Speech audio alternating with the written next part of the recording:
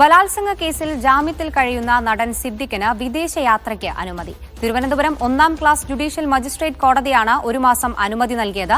യാത്രയ്ക്ക് ശേഷം പാസ്പോർട്ട് കോടതിയിൽ സമർപ്പിക്കണമെന്നും നിർദ്ദേശം. വിവരങ്ങളുമായി സിജോ വി ജോൺ ചേരുന്നുണ്ട്. സിജോ, മറ്റെന്തെല്ലാം നിർദ്ദേശങ്ങളാണ് കോടതി നൽകിയത്? ഇപ്പോൾ പാസ്പോർട്ട് വിട്ടു നൽകിയിരിക്കുകയാണ്. ഈ യാത്രയ്ക്ക് ശേഷം പാസ്പോർട്ട് തിരികെ ഏൽപ്പിക്കണം.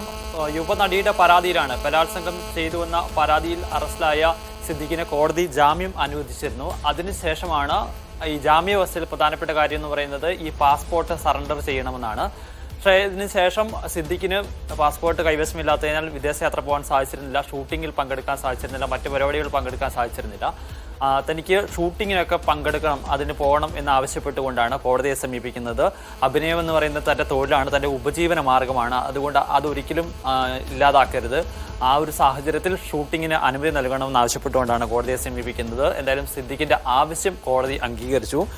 UAE-ക്കും അതോടൊപ്പം തന്നെ ഖത്തറിനും പോകുന്നതിന് വേണ്ടിയിട്ടാണ് ഇപ്പോൾ അനുമതി നൽകിയിരിക്കുന്നത്. UAE-ൽ ഈ മാസം 19 മുതൽ 24 വരെയും ഖത്തറിൽ അടുത്ത മാസം 13 മുതൽ 18 വരെയുള്ള തീയതികളിലാണ് യാത്ര ചെയ്യാൻ സാധിക്കുക. എന്തായാലും അതിനുശേഷം ഈ യാത്ര പൂർത്തിയാക്കിയതിന് ശേഷം പാസ്പോർട്ട് തിരികെ നൽകണം എന്നൊരു നിർദ്ദേശവും കോടതി നൽകിയിട്ടുണ്ട്.